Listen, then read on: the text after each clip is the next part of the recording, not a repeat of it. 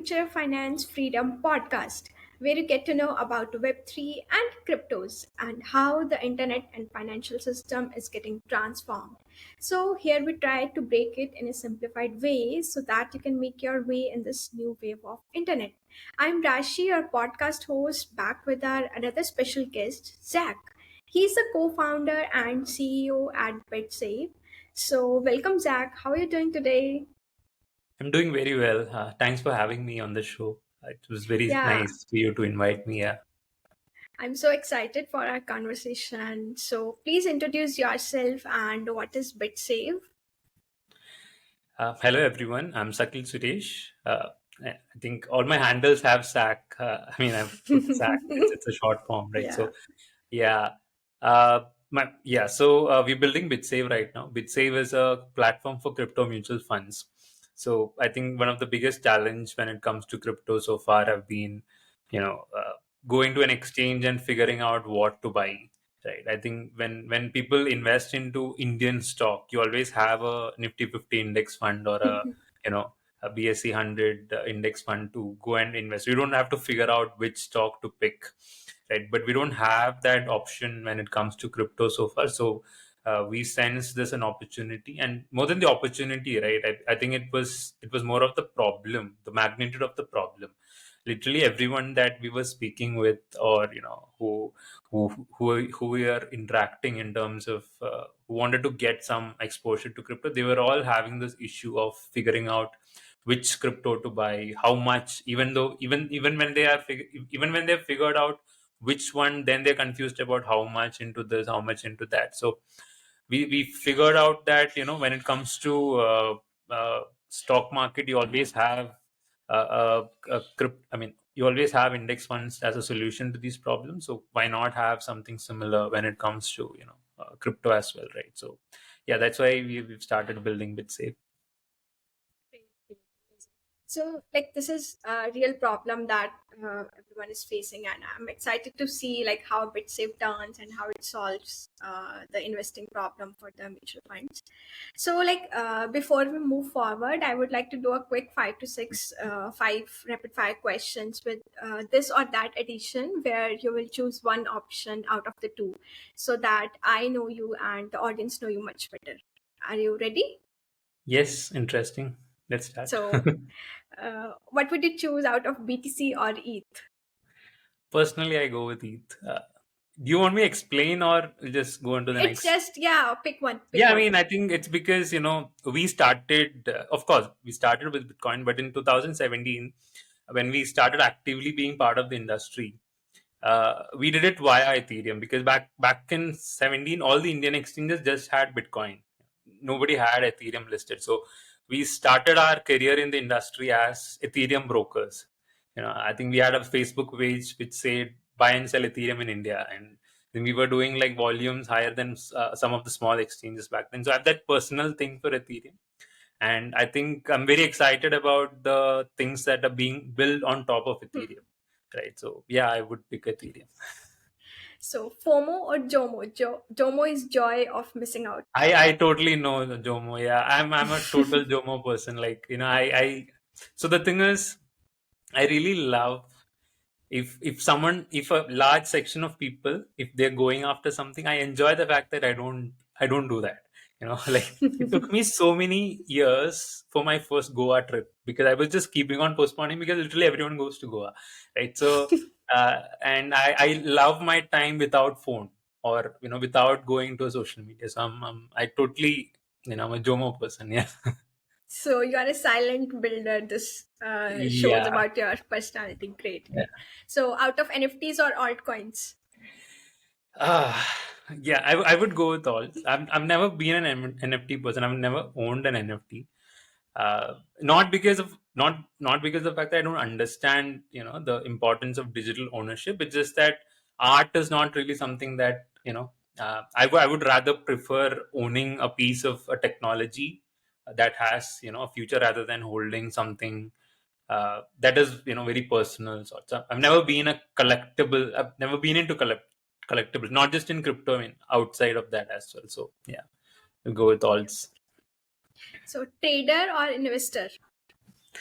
I think currently I'll still be a trader. I think because I think I started as a trader, and my all my last 6 7 years I've been full time trading the markets. It's just that the trading style have changed over time. So I wouldn't say I'm an investor. I'm still a trader, but I think with age, with Mhm. more responsibilities in life, you know even yesterday you were having this Goals discussion. Yeah, changes. I think it's you can't keep day trading crypto all your life. Mhm. I think it's more like playing T20, right? So you have a shelf Right. life. So after a point, you want to have that sort of you know have proper sleep schedules, have Mhm. proper timing to everything. So I've moved from a very very aggressive day trader to a passive I would say like a swing trader right now. So Got yeah. it. Got it. Great. So low cap gems on meme coins. Low cap. I've never invested in meme token. I don't recommend it also. So yeah, not my thing. I mean, I think not because of the fundamentals, but it's just that it never made sense to me. I mean, I think it have done a lot of damage to crypto as an asset class, right? True. True. True. Yeah, so not really something. Even on we can. I mean, I think why we are going with the Bloomberg index, right? One of the biggest reason is that they don't Mhm. choose a meme token as part of the index. So yeah, I think I don't go and try to pick gems, but if to choose between these Choose two, I think two. yeah, it would be low cap Yeah. gems. Yeah. Yeah. So great. Let's take the conversation forward. So, like, as you're building crypto mutual funds, so can you please explain for our listeners the concept of crypto mutual funds, like who might not be familiar with it, and how it is different from traditional mutual fund? Yeah. So Uh, I think from how things are designed, how we have designed the product on BitSave, there's absolutely no difference.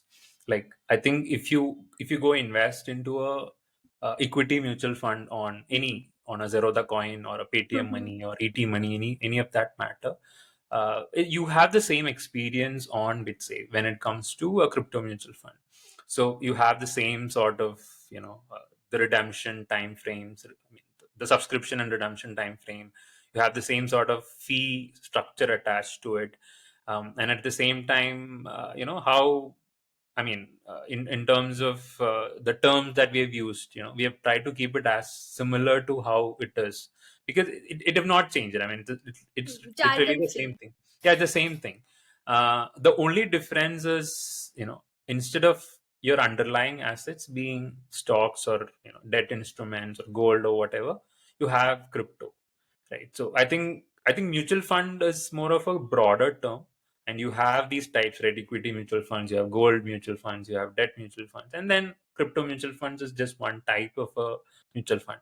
I think the difference comes in terms of course regulatory clarity, because this is an unregulated space, so you don't have a regulator or overseeing how things work. Mm-hmm.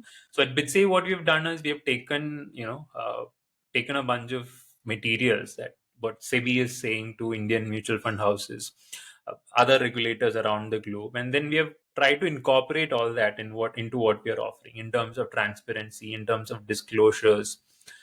So we are very upfront in terms of about the fact that it's a high risk product, and there's a lot of risk involved in what you're investing and Mm-hmm. all those stuffs, and even in terms of transparency, right? Like we hold, I mean, we expose 100% of wallets, and you can Mm-hmm. at any point in time you can verify what Yeah. percentage PORs. yeah Mm-hmm. what percentage you're holding, I mean, Mm-hmm. what percentage of assets that we are holding. So those are the things that we have taken care of. And other than that, I also think in terms of taxation, right? Because it's a crypto related Mm-hmm. product, so you don't have the benefit of the sort of taxation that you have in like the long term, short term thing that you get in other markets. So that is something that is missing, or those are the differences that we have when it comes to a crypto mutual fund. But from a investor perspective, in the whole experience, I think there's absolutely no difference. You have the same thing. So Yeah, you have tried to keep the user interface as easy as we have in stock apps like Zerodha and all that. So you have tried to keep the interface easier for everyone and exactly, jargon exactly. free. Yeah. So, like you mentioned, like you have partnered with the Bloomberg, and it's really a big deal. Like Bloomberg is also a big name in itself, and support from them. So, like how this enhances the credibility and transparency, like to bring trust to the investors while they invest in the crypto or maybe in BitSave app. Yeah, I mean, it's a very good question. I think it's important that we clarify in our relationship with Bloomberg. I think partnership is not the right term. I don't think we have Okay. used it anyway. So I would like to, I think the best way to put it is, mutual funds are mainly of two types. You have passive funds and active funds. So passive funds is where you try to mimic a index. For example, in India, you have a Nifty 50 index, Mhm.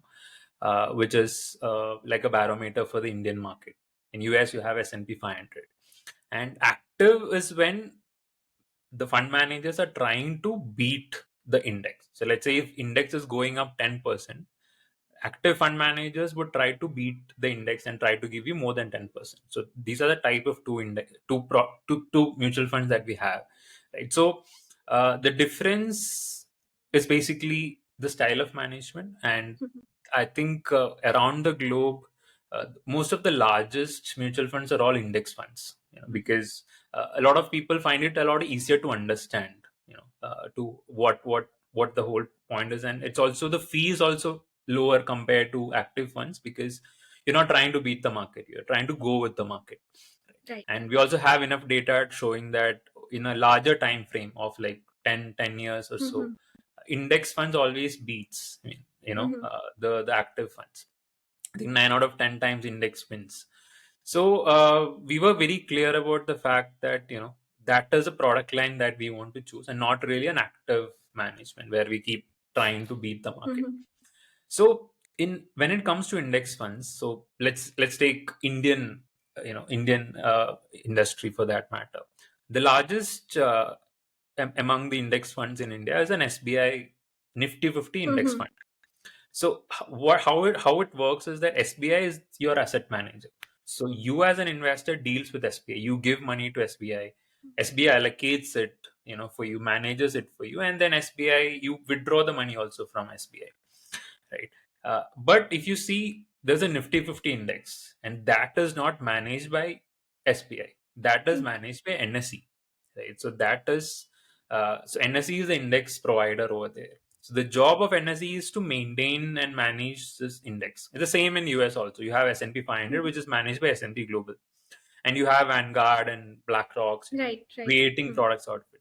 So we were very clear at BitSave from day one that we don't want to create the index. We want to use an index that is globally recognized, right? Okay. So then we shortlisted all the crypto indexes that are available, so which we can build the products. So we had Bloomberg, we had Nasdaq, we had S&P, and bunch of others as well. And we picked Bloomberg because one of the reasons which I already mentioned, they don't choose these meme tokens as part of Mhm. the index.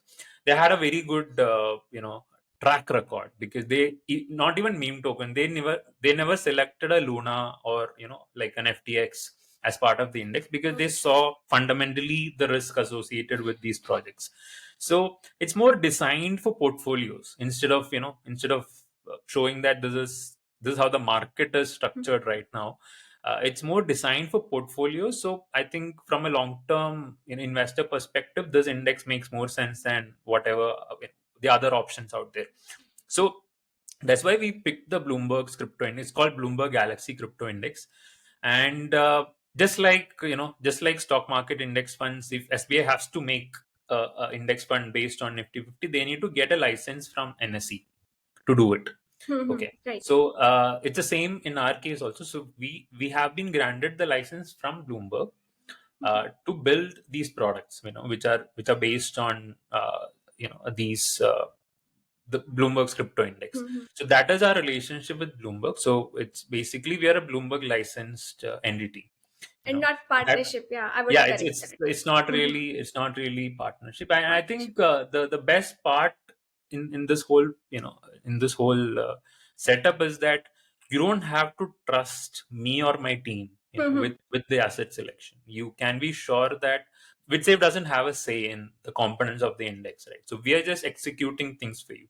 So let's say you put in 1 lakh, uh, like 35,000 will go into Bitcoin, 35,000 Mm-hmm. go into Ethereum. This is decided by Bloomberg. We don't decide that. So you have that advantage. So even someone who doesn't come from a crypto background, or who never had exposure to crypto but want to have exposure to crypto, I think this Mm-hmm. can be a good starting point, because Bloomberg is also already a known brand to them, Mm-hmm. right? They already trust it, it's already, I think, 56 years of Mm-hmm. legacy behind them, right? So it's so easy for them to understand the how we have structured the product, and at the same time you don't have to trust a new startup, you know, Mm. with the at least the asset selection Right. criteria. What we are bringing on the table is our management skills and our crypto expertise, because you have to Mm-hmm. move the funds around, you have to keep them in cold storage, and execute the orders and all that. So that is the expertise that we are bringing on the table. But at the same time, the offering has all the credibility that Bloomberg Hmm. is also bringing. Yeah, so that's how things have been structured. Yeah, so like my next question was like selection of the assets, but like as you cleared that this is Bloomberg licensed, like completely Bloomberg licensed crypto mutual fund. So like BTC and ETH are still dominant in the market and leading the market cap overall. So like how does this basis of selection goes while making a basket of funds? You can say. Yeah. So one more reason why we decided to go with the Bloomberg's index is because usually what happens is, there are different ways how you construct indexes, and the most popular method is market Hmm. capitalization. Right. So the challenge in crypto with market capitalization, we already have a bunch of indices which are based on market capitalization. The problem is more than 90% of the index is just Bitcoin and Ethereum. Right. So you have very limited scope for growth, because you're allocating very less for other altcoins.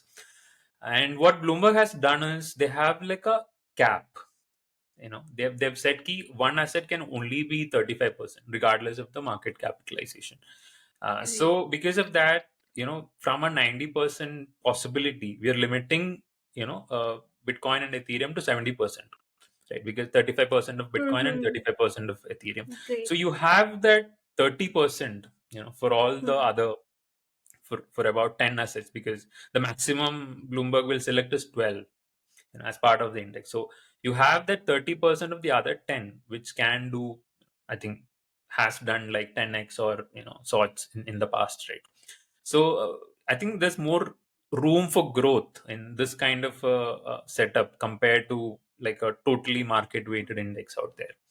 And it's also important that we give more weightage to Bitcoin and Ethereum, because I think these are two assets that have passed the test of time, and also has that, the network already established. I don't think there'll ever be a, another Bitcoin, right? Because it's Mhm. already a network established, and miners supporting it and Mhm. all that. It's almost similar for Ethereum also. You have a developer community Mhm. that is actively building on Ethereum, and also corporates. Even though there are faster blockchains that have been made, they don't really move from Ethereum because of the Elements. Mhm. security that Ethereum is offering. So I think if we have to, when we look long term, when it comes to portfolio construction, it's important to have these strong assets, uh, as part of your portfolio. So I think Bloomberg has struck sort of a balance between these two. So by giving weightage to the two most, at the same time making sure that the others don't have like negligible weightages as part of the index.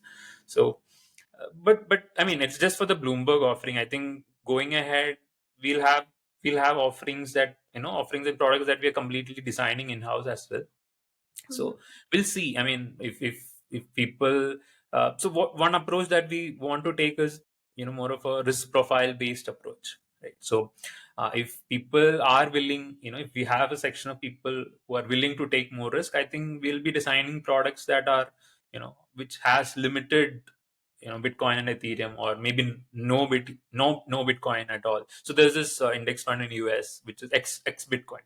So they've excluded Bitcoin from the index, and then they have put everything else in place. So I mean, if people are willing to invest into something, and because there are these section of people who are like, I want to allocate, I'm willing to take that risk with 1 to 2% of my portfolio, right? So we will be doing that also, going, I mean, in the future. So it will keep changing, and I think as the industry also matures, you will have, the dominance will also sort of come down, right? I think we're still very new in our journey. Maybe 10 years down the line, we'll have Right. things like, maybe another one would come up, and then there would be like top three or top four, right? So which has 10%, 20% each. So I think with time, the dominance is gonna definitely come down. Yeah. Exactly. Yeah. So like you're giving bunch of options and bunch of portfolio funds, like where an investor can take bet on their portfolio. That's great. Yeah. Yeah. So like as crypto is considered the right now the most volatile asset, or you can say highly volatile, where we see you can say 15 to 20% rise and downfall in a single day even, and more than that in the altcoins. So like how do you ensure the stability or risk management for the investors in this highly volatile asset class? Yeah, that's a very good question. So I think we can essentially break it into three parts. One is how much you allocate to crypto, right? I think one of the biggest mistake that we have seen so far is, when people start investing, they know they have like bunch of options. They know they have FDs, they know they have stocks, they know they have, now P2P products, and they have crypto. And I think now with digitalization and all the startups coming up, you have access to a lot of things. But when you start small, the biggest mistake that I've seen people making is that since they know that they have limited amount of capital, they tend to allocate it to the highest risk. You know, so they're like, if I have just 5,000, I'll have a tendency to allocate all that to crypto, because I'm like, if I lose, I lose 5,000, and if I make, I'll make a lakh. But if I put that 5,000 FD, I'll just make like 500 in a year, right, maximum. So they have that tendency to allocate most to crypto because of the growth potential. But I think that is a major mistake that we have seen. So it's important that you do the allocation right. The asset allocation is extremely important if you're building a long-term portfolio. So at BitSave, the what we recommend is 1 to 10%, and 10% is to people who are that they're like very they're willing to take like very high risk. But you can start as low as 1%. So if you have 1 lakh, and if you don't want those sleepless nights that crypto is giving you, I mean, stock market will not give you sleepless night because market don't fall when you sleep, but crypto can fall when you sleep, right? So it's important that you limit the exposure. So that is one way where you can ensure that even if crypto drops 50%, 60%, during the bear market, overall you're not really in a concern. And that also gives you an advantage, I mean, ability to rebalance. Got it. So let's say if your crypto portfolio drops, and let's say if your FD is giving you returns, if your mutual funds are giving you returns, you can take some out of it and put it back to crypto, when crypto comes low. So that takes me to the second point of behavioral risk. Now that is something which we really want to we're still trying to figure out how to deal with it, because the biggest problem I've felt is people buying a lot on the top and selling at the bottom, right? Just imagine if people had done the opposite, right? And crypto, even at current levels, I think we are down some 50-60% from the top, right?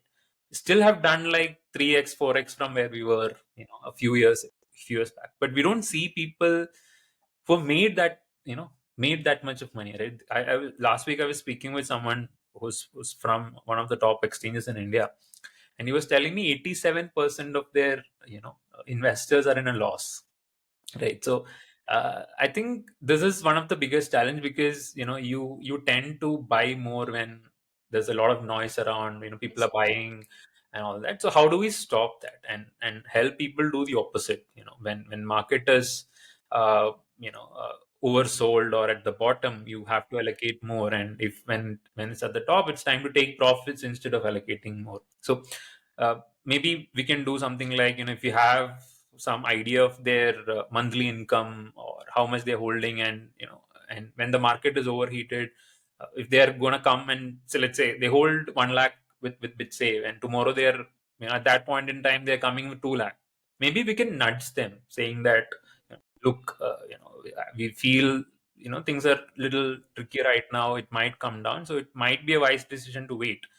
We can't stop them, but at least we can nudge them, right? So this is something. And also we're working on like a personal planner, investment planner sorts of a setup. So some people would still be having that access to a planner, so that conversations will help people to avoid these sort of mistakes. So these are two things. I think the third thing, something people can do, is hedge their portfolio against something that is stable. Right. I mean, something that we want to attempt on in BitSave is help people give an option to hedge with maybe gold or a bond or something that is more stable. Right. And the idea is not to give them an option to invest in gold. You already have, a number of options to do it. But like I said, uh, like maybe a 70-30, portfolio, what it can potentially do is, whenever crypto goes up, your profit sort of gets booked and goes into gold, you know and when crypto comes down, it flows back in to crypto, right? So this sort of helps you to minimize your drawdown. As in, let's say if Bitcoin is dropping some 70-75%, in this kind of a portfolio would drop like maybe 40-50%, right? So and the advantage is that in the next cycle, when market goes up, you have 50% of your capital remaining, that can go up instead of a 30%. It's a lot of people don't understand law of percentages. If you're down 90%, you have to go 10x to get to where you were, right? But if you're down 80%, you just have to go 5x. So that 10% makes a lot of difference.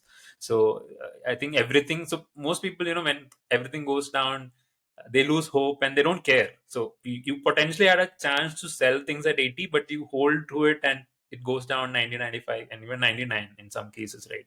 So we want to stop that. So we're working on a bunch of products where you have these hedging options with real world assets, so that can bring more stability to your portfolio. And at the same time, I think people who are trying to enter the market for the first time, they'll have some sort of security also, because they know for a fact Exactly. not everything is going into a very volatile asset class, right? You have something in gold, so that it can be sort of a protection. It's actually inspired from small case, because the most SIP product on small case is a 70% stock and 30% gold, a combination of these two. Mhm. So when we saw that, it made more sense in a crypto setup as well. So the next product that we're going to launch next month is something of that sort, like with 70% large cap cryptos and 30% of digital gold.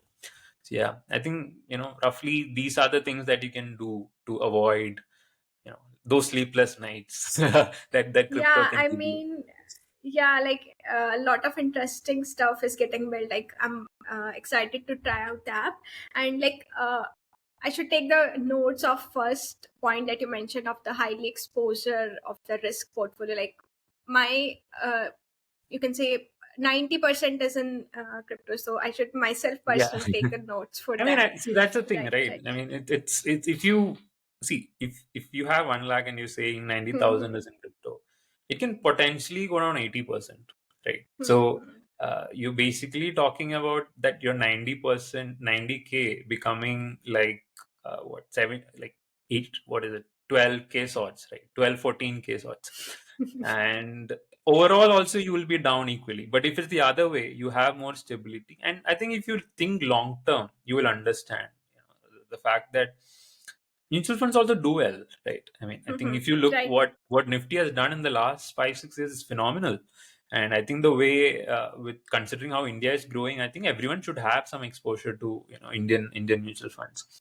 So that's what we are also trying, right? We are not trying to compete with other asset classes and say that you put everything into crypto. It's more of a you know diversified approach that we are suggesting, and at the same time have that very small allocation to crypto, so that you don't miss out on it. I think crypto and blockchain, right? I think it's a technology that is doing something that has never done before. It's similar to internet, right? So internet was the first technology where we could send information instantly, across without, let's say, borderless. It's the same thing that is happening with crypto, because you can settle money, real time, and you don't need a middleman in between or anyone in between, right? So I think that technology has a potential to redefine how finance, is done, and you're already seeing a glimpse of these things, right? So it's important to I personally believe, it's not a financial advice, but I personally believe that not having crypto as part of the portfolio over the next 5-10 years is a major risk.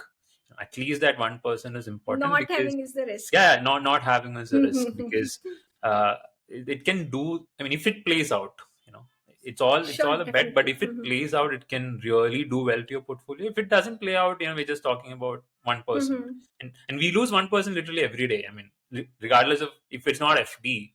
I think if you put it in stock market, I think Indian Nifty was down some 2% yesterday. So yeah, I mean, so the downside is limited if you're minimizing the risk. At the same time, if it plays out, I think you will be a very happy person after 10-15 years. So it's important to have at least that 1% allocation to crypto.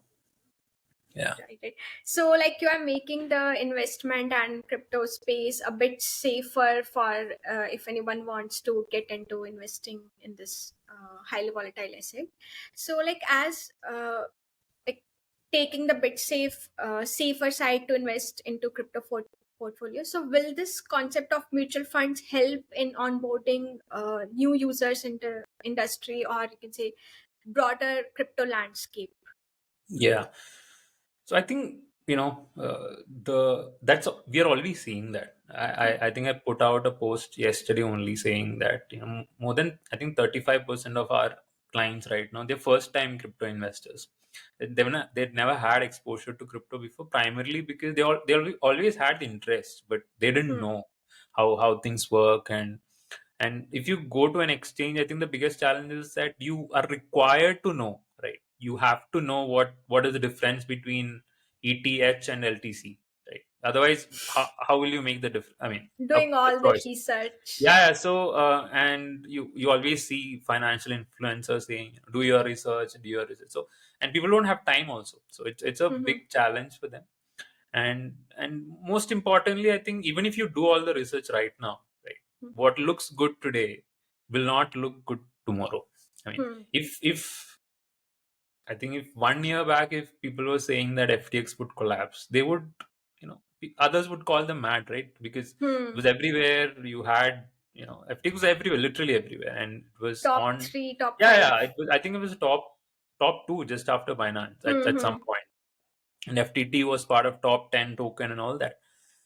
But see what happened, right? So you can't predict the future, Hmm. and it's true for literally all the asset class. I'm not saying just for crypto. It happens everywhere, but it happens. The intensity is much more, and when it comes to crypto. So, but an index fund, solves for that, because the index would Hmm. definitely adapt to the market. How things are changing over time. So you don't really have to be bothered about anything, right? Because then we do the. I mean, of course, Hmm. Bloomberg will Hmm. do the rebalancing, reconstitution, and if something is not performing well, it will be pushed out from the index, and something that Hmm. is doing well will come to the index, right? It's a very good product where you don't really have to be bothered about any of these. And I think majority of the people that maybe you'll also be able to relate to it, right? They all invest in mutual funds in stocks. I mean, they don't go and try to pick stocks. I'm not Hmm. saying everyone, but I think personally, I feel 9 out of 10 people, Yeah, they yeah, prefer right, right. they prefer Absolutely. investing into mutual funds. So we've already seen that happening, on BitSave. And most importantly, it's also important. I mean, it also matters that these people make money from these investments, right? But the challenge, if they go and make these asset selections and something doesn't work out and it's down 90-95%, it it has that thing where they would go and tell their their network that they do not make money. The only way we can expand the ecosystem, where more people can come in and invest in this thing, is first thing we have to simplify the whole process, Right. just like what we are doing. And the second thing is making sure that they don't end up losing a lot of Hmm. money in this, right? So these are essentially the two things that we are trying. And I think so far, with whatever numbers that we have been seeing, it's a very good validation for us when people come to say, I mean, come invest and then messages us personally Hmm. saying that, I made my first crypto investment because I was never able to figure out. But with BitSave, that is not a problem. Another factor would be financial advisors, because I think a lot of people has someone who is Hmm. managing things for them or advising them on which mutual fund to invest and all that. Hmm. Even when we speak to financial advisors, the challenge that we are seeing is that even though they want to recommend 1% or 2% allocation, to their clients, the next question is which crypto, right? Hmm. And that is a bit tricky for them because they don't come from that background. They don't understand how Ethereum is working, or a Litecoin is working. So, and now they have a solution, right? Now they can directly give a BitSave product, and they don't really have to be bothered about how these things work. So I think by simplifying the product itself, right, we have that opportunity to expand the ecosystem so that more people can be a part of it, and in turn, if it in turn benefits the entire ecosystem, right? All of us basically. So yeah, I mean that's the whole idea of building BitSave. Yeah, so Yeah. like BitSave is solving 90% of the work for a new investor, or like when it comes to asset selection or the risk Yeah. exposure. I think you So just have that's to good. open the app, Hmm. put money, and I think it hardly takes like 5 minutes. Like we have the data. Some people signing up, doing KYC, depositing from their bank, and placing the order like within 10 minutes. So it's so easy. I mean, Great, after the great. first investment, I think it would hardly take you like 2 minutes to do the whole thing. So yeah, don't So have yeah, to be like bothered. Yeah. you have made a very simplified process for new one into the starting of crypto. So would you advise someone who is looking to just starting their investment? What would you say your advice? Yeah, I think not just crypto. I think any asset class, if you're starting, uh, this is not just coming from me. You speak to any Hmm. of the asset managers, very experienced asset managers for that matter. Everyone would recommend starting with an index fund, Hmm. because you take time to figure out things in any market. But it's also important that you be in the market. Hmm. That itself will give you some sort of a push to learn more, understand Hmm. more, all that. So index funds are always a good starting point, and over time, if you understand also the fact that if your portfolio grows, you can start doing some sort of an allocation to an active fund or things like that, something that is more risky. We don't really have a lot of active funds in crypto, so I'm talking about mid cap, small cap Hmm. stuffs, right? So of course it'll sound like a sales pitch, but yeah, I think the best thing would be to start with a bit safe fund. Hmm. And it's also important that you define your goals, right? Hmm. You should know where you're going, and that is the only way we can, you can streamline the process accordingly. There are people coming in genuinely wanting to trade the markets, right? Hmm. And if that is your goal, it's important that you maybe pick up a course, that is very Hmm. specific to crypto. You also have to understand how crypto trading is different from, let's say if you're coming from a different trading background, Hmm. like you're trading stocks, how it is different in crypto. All these understandings are very important, and I think you should give it like good 4 to 6 months, where you trade with very limited capital and Hmm. don't increase the size if things are not going well for you. only when you get that confidence, and market should also be in favor of you, right?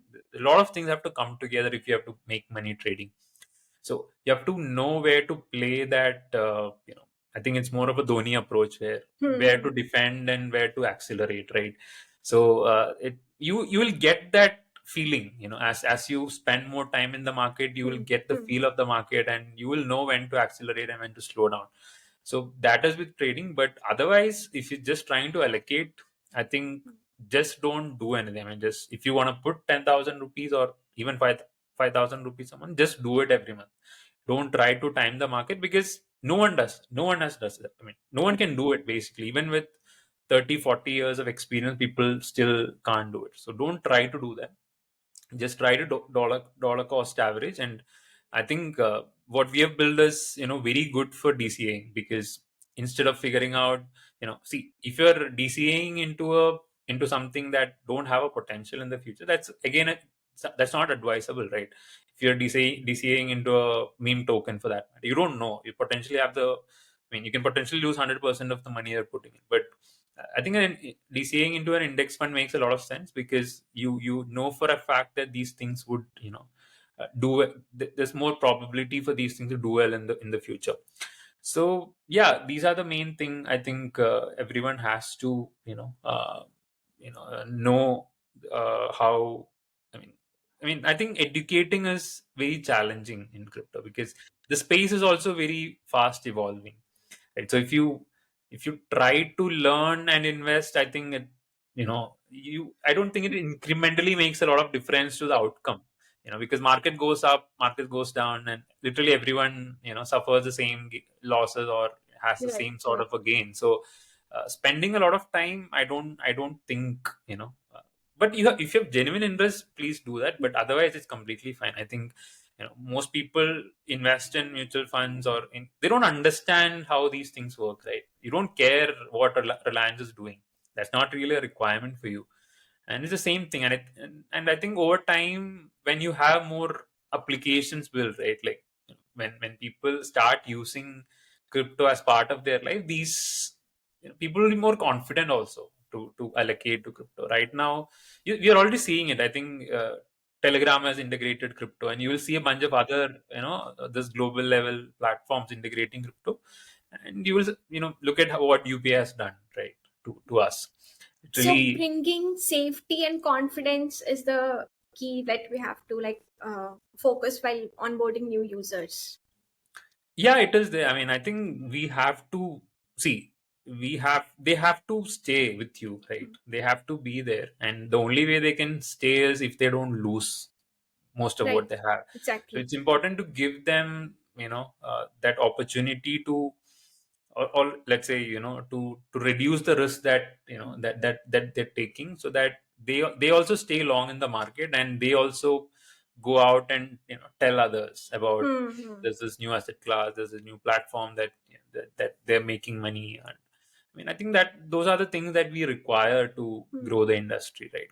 Otherwise, if there's 80-90% of people keep losing money, I think that's going to be a very big challenge for us, especially considering if you want to come out as an asset class, recognized Hmm. asset class over time, that number is a bit scary to me personally. I think we have to be very, it's about, I think managing the risk is important in any case. So start small. I think the best advice would be start small, and also start with BitSave. Yeah. So Hmm. Right, right. So thank you so much for all the descriptive answers and making it easier for anyone getting started. So would you like to mention where they can follow you on your journey? Like maybe your socials and all that? yeah, so BitSave, everywhere is BitSave Club. Like all the handles, the username is BitSave Club. So LinkedIn, Instagram, Facebook, wherever you Mhm. are. Personally, if you want to follow me, it's all Zakhil Suresh Yeah, everywhere. I'll So surely link down in the yeah, description also. yeah, yeah. So I think don't expect a lot of. The idea for us is to speak less about the market. The approach for us is more of Mm-hmm. personal finance and the whole diversification, right? So if you're expecting news and what is happening in the crypto space, I think you will be disappointed. But if you want to understand how crypto can help you in terms of having that bit of diversification to your portfolio and what it can do to you, in the years to come, I think you should definitely follow it and also try out the app. I mean, even if you're not investing right away, I think it's just see how things are, and also give us feedback, and we are always here to improve and do things that are in our clients' interest. So yeah. Great, great, great. So thank you so much for taking the time and adding value to the listeners. And I appreciate you for being on the podcast. And thank you so much. All the best for the BitSave. Thank you, Rashi. Thank you for having me, and I especially enjoyed the rapid fire. Thank you. Take care. Bye bye. Yeah, bye bye. Yeah.